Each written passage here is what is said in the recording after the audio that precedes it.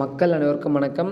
வீடியோக்குள்ளே போகிறதுக்கு முன்னாடி நீங்கள் நம்ம சேனலுக்கு புதிய பார்வையாளர்கள் இருந்தீங்கன்னா மறக்காம நம்ம சேனலை சப்ஸ்கிரைப் பண்ணிக்கோங்க. அது மட்டும் இல்லை, அரசியல் தொடர்பான நிகழ்வுகளை உடனுக்குடன் தெரிஞ்சுக்க மறக்காம நம்ம சேனலை சப்ஸ்கிரைப் பண்ணிக்கோங்க. வாங்க வீடியோக்குள்ளே போகலாம். அதாவது விஜய்க்கு எதிராக ரூபாய் 30 லட்சம் லஞ்சம் வழங்கிய திமுகவினர்.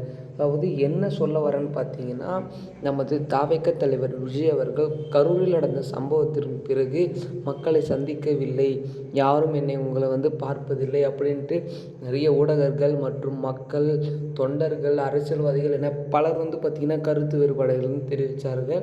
அதற்கு முற்றுப்புள்ளியாக இப்பொழுது பார்த்திங்கன்னா நமது தாவேக தலைவர் விஜய் அவர்கள் அனைத்து குடும்பங்களையும் அவர்கள் வீட்டிலிருந்து தனியார் ஓட்டல் அறைக்கு வரும்படி வரை முழு செலவையும் ஒப்புக்கொண்டு அவர்களை என்னால் தான் பார்க்க முடியாது, ஆனால் அவர்களை என்னிடத்தில் வைத்து பார்க்க முடியும் என்று அவர் நினைத்து இந்த பிளானை போட்டார். அதில் ஒரு புதிய திருப்பம் மற்றும் லஞ்சம் வழங்கிய அளவுக்கு ஒரு சர்ச்சையான தகவல் தான் வெளியாகிருக்கு.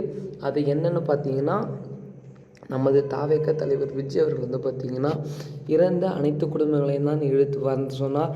ஆனால் அதில் குறுக்க இந்த கௌசிக் வந்தது போல் நமது திமுக நிர்வாகிகள், அதாவது அந்த குடும்பத்தை சேர்ந்த அந்த ஊரை சேர்ந்த திமுக நிர்வாகிகள் ஒரு சில பேர், நீங்கள் விஜய் கூப்பிட்ட அந்த ஹோட்டலுக்கு போகக்கூடாது, அதற்கு நாங்கள் ரூபாய் 30 லட்சம் தருகிறோம், நீங்கள் அதற்கு போகக்கூடாது என்று கட்டாயப்படுத்துதலான செயல்களில் ஈடுபட்டிருக்கிறார்கள் திமுகவினர் என்று சமூக வலைதளங்களில் பார்த்திங்கன்னா இந்த ஒரு செய்தி பதிவிட்டிருந்தாங்க. அது மட்டும் இல்லை மக்களே, என்னதான் இருந்தாலும் அவர் பார்த்திங்கன்னா பிரச்சாரம் மேற்கொண்டு அவர் கூட்டத்தில் இப்படி ஒரு சம்பவம் நடந்தது ஒரு பெரிய துக்கத்தை ஏற்படுத்தியுள்ளது அவரை. இதில் இப்படியும் செய்தால் அவர் என்ன தான் பண்ணுவார் என்று சொல்ல முடியாது.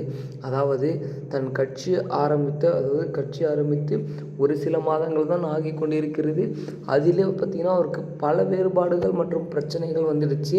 இதில் குறிப்பாக பார்த்திங்கன்னா உயிரிழப்பு வரைக்கும் வந்துடுச்சு. அந்த உயிரிழப்பு இந்த அனைத்து குடும்பங்களையும் அவரால் கரூருக்கே சென்று பார்க்க முடியாத காரணத்தால் தான் அவர்களை ஓட்டலில் வரும்படியாக செய்திருந்தார் அந்த ஏற்பாடினை. ஆனால் அதிலும் இந்த மாதிரியான சிக்கல்களை ஏற்படுத்தினால் அவர் என்ன தான் பண்ணுவார் என்று தெரியவில்லை. மக்கள் அனைவரும் சிந்தியுங்கள் என்ன நடக்கிறது என்பதையும். ஏனென்றால் வருகிற 2026 சட்டமன்ற தேர்தல் வெறும் தேர்தல் மட்டுமல்ல, அடுத்த 5 ஆண்டு தமிழகத்தை ஒழுங்குபடுத்தவும் சுத்தமாக்கவும் உங்களால் மட்டும் முடியும். இந்த வீடியோ பார்க்குற அனைத்து மக்களால் மட்டுமே முடியும். ஏனென்றால் உங்கள் ஒரு கையில் இருக்கிறது. நீங்கள் சிந்தித்து வாக்களியுங்கள். அடுத்த 2026 சட்டமன்ற தேர்தலை உங்களுடைய முதல்வர் யார் என்பதையும் மறக்காமல் கீழே கமெண்ட்லேயும் கமெண்ட் பண்ணுங்கள், நீங்கள் யாருக்கு வாக்களிக்க போகிறீங்கன்னு. ஓகே மக்களே, அடுத்த வீடியோவில் அடுத்த காணொளியில் சந்திக்கலாம். நன்றி, வணக்கம்.